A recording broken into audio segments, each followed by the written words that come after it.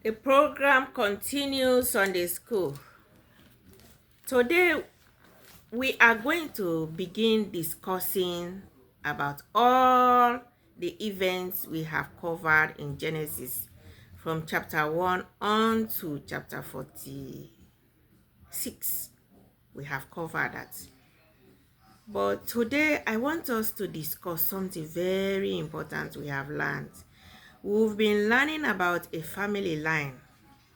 Family line of Abraham to his son Isaac, to his son Jacob, and to Jacob's sons. And Jacob had Joseph as the leader in this story from Jacob's sons. Jacob's son Joseph grew up with a destiny ahead of him, and that destiny was shown to him through his dreams. And anytime he gets those dreams, he will come share with his brothers and his father. And his brothers grew hatred for him for two reasons: because their dad loves him, sold him a coat of many colors, and because of these his dreams. And because of these dreams, they knew he was going to be somebody great in future. And one of the dreams even portrayed that they will all come bowing down to him. They grew so jealous, envious, angry, and they decided to get rid of him. They planned to do away with him by shedding his blood, but thank God, two of the brothers stood against that.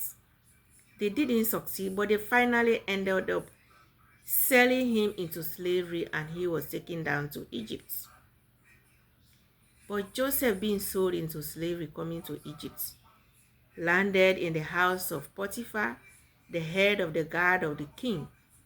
And then somebody again wanted to do away with his dream, lied against him, because the wife of Potiphar forced him to commit a grave sin, and he refused.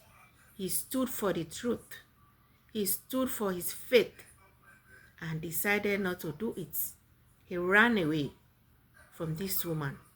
But this woman, letting the evil take over him, lied against him to her husband, and the husband, allowing the devil to mislead him too, couldn't listen to the side of Joseph. He just took him and passed a verdict on him, threw him into slavery, into prison, and forgot about him. But you see, this life, when God is grooming you for a big position that is bigger than you will be like gold. Gold, the raw gold, doesn't shine. It is dark.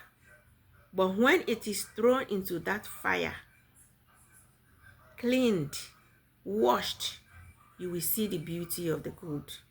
That was what happened to Joseph. In prison, God kept on grooming him. He built on the dreams he was having. God even gave him the wisdom of interpreting dreams. In prison, two of the king's servants, the cupbearer and the baker, were thrown into the same prison he was. They dreamt dreams that was telling their future. He interpreted those dreams correctly. And he pleaded with the cupbearer that his dream favored him, that when he gets out, he shouldn't forget about him. He has to talk to the king about him to get him out of that prison, because he didn't deserve to be there. That was exactly what he told the cupbearer. But the cupbearer, getting out, getting back his job, totally forgot about him. Do you know why that happened? We can judge him that he was not grateful, but God allowed those things to happen to groom Joseph for the right time, the appointed time. When the time is ripe for you to do anything great for your God, nobody can stand against it and succeed. And in grooming you, you will go through the fire. You will go through the waters. You will go through the wind. You will go through persecution, lies, wickedness, everything. You will be a dumping ground. How you control yourself to make use of those things, those bad experiences, that is how you will become the gold. Those things taught Joseph to be matured, to get more wisdom. And when finally the cupbearer thought of him, when Pharaoh had his dreams, but he couldn't get any of his wise men or magicians to interpret those dreams for him, that was when the cupbearer thought of Joseph. And soon the cupbearer talked to the king about Joseph. They got him out. They cleaned him up, groomed him, gave him food to eat, and the king explained his two dreams to him. He successfully interpreted those dreams. And he even started giving the king solutions to the problems the dreams were leading to. That he should get great men, men of responsibility, men of understanding, men that can discharge that duty of administration. But Pharaoh said, where am I going to get those men? You are the man. And he elevated him to be next in command to the king. So in life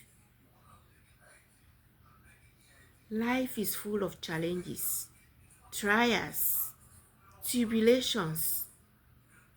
You will see yourself doing the right thing, but people will call you names. People will tear you down. They will try to distract you. But you know what?